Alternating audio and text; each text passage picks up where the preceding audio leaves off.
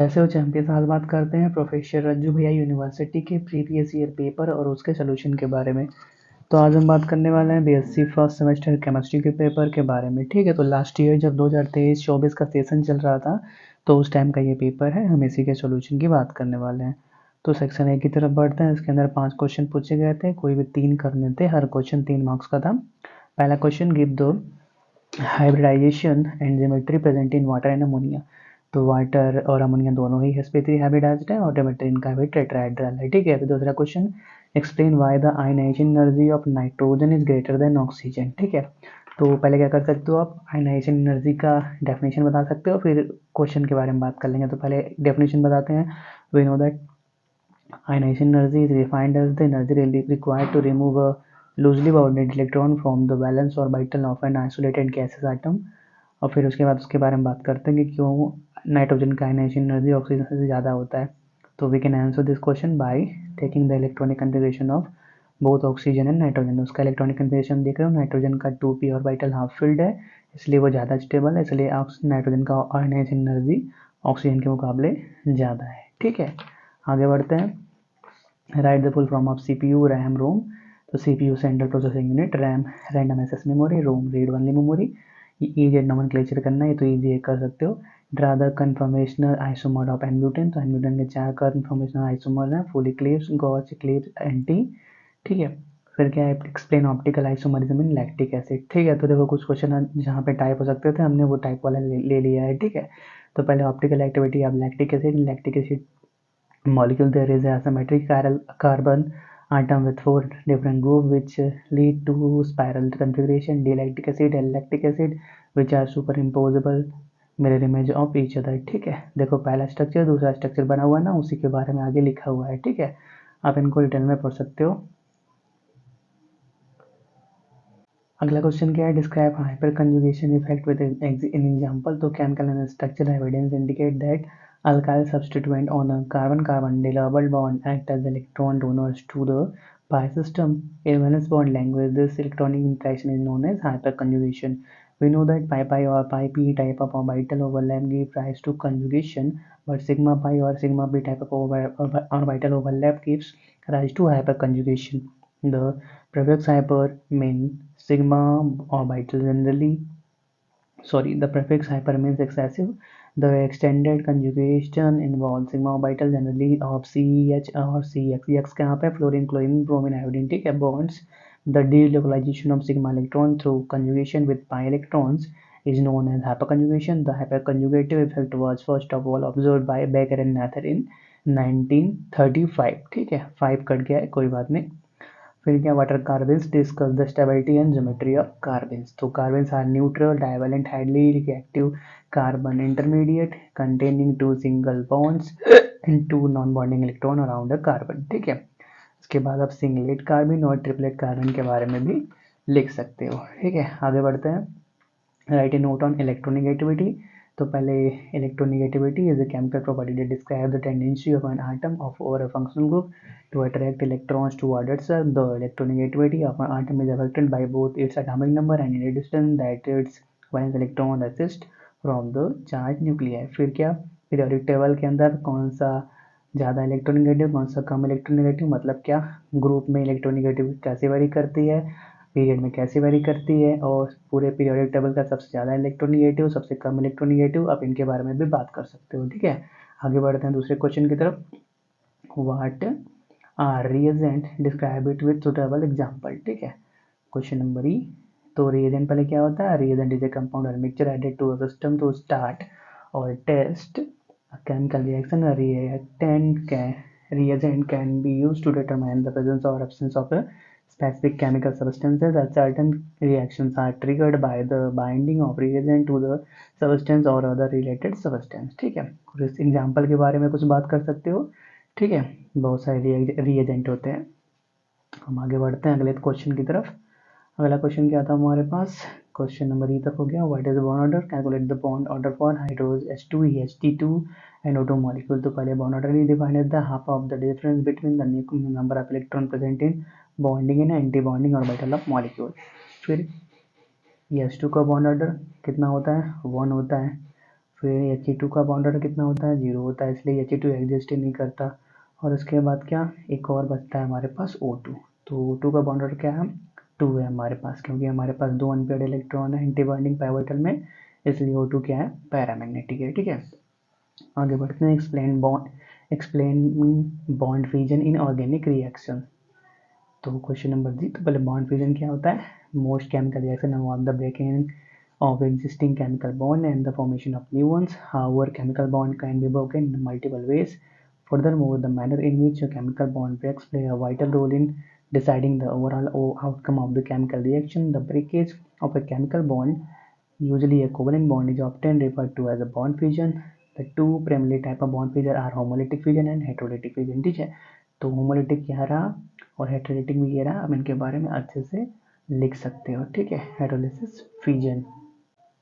बात करते हैं अगले क्वेश्चन की, what is cis trans isomerism. ठीक है, तो देखो क्वेश्चन नंबर एच के बारे में बात करते हैं।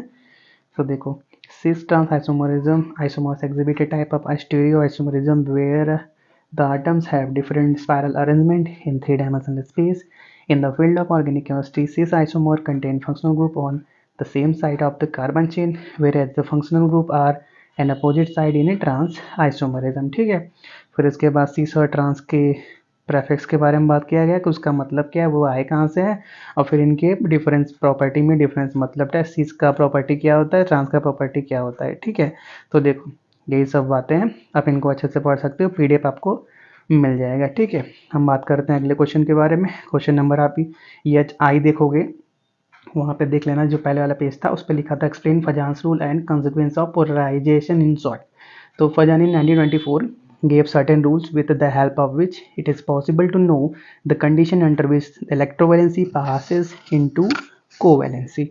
When two oppositely charged ions approach each other closely, the cation atom attracts the electron atmosphere of the anion and simultaneously repels the anion nucleus. This results in a deformation, distortion, or polarization of anion. Similarly, the anion also polarize the cation, but the effect will be negligible because of a smaller size of cation. The net result of this ion polarization is that there occurs some sharing of electrons between the two ions, that is the bond become partially covalent in character। ठीक है, फिर आप एक example के लिए ये भी बता सकते हो कि NaCl ज़्यादा कोवलेंट है KCl से। क्यों, क्योंकि Na+ का साइज K+ के मुकाबले छोटा है, इसलिए Na+ ज़्यादा पोलराइज किया Cl- को एज कम्पेयर टू K+। ठीक है, फिर आगे बढ़ते हैं सेक्शन सी की तरफ। तो सेक्शन सी की तरफ आप क्वेश्चन पहले देख लो। ठीक है, एक सेकेंड, देखो चारों क्वेश्चन यही है, अब इनको स्क्रीनशॉट ले लो, नहीं तो PDF आपको डिस्क्रिप्शन में मिल ही गया है। हम इन्हीं के आंसर की बात करते हैं। ठीक है, पहला क्वेश्चन क्या है, right A detail note on hydrogen bonding. तो पहले बात करते हैं हाइड्रोजन बॉन्डिंग के ऊपर। फजान रूल हो गया hydrogen bonding. Hydrogen bonding is special type of dipole attraction between molecules, not a covalent bond to a hydrogen atom.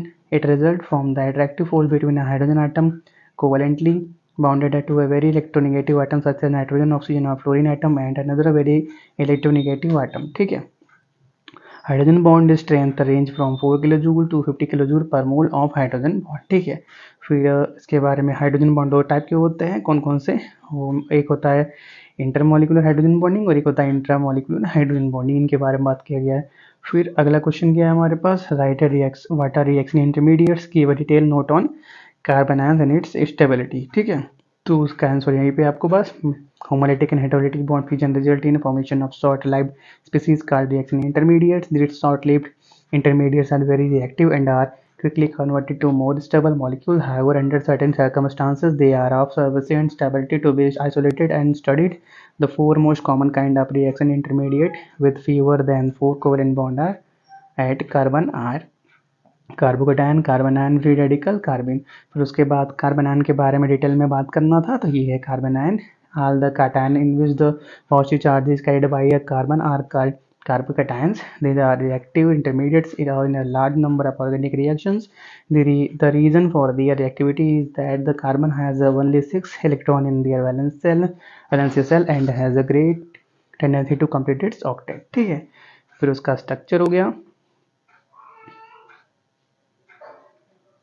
उसका स्टेबिलिटी, फिर आगे बढ़ते हैं वेस्पर थ्योरी की तरफ, ठीक है।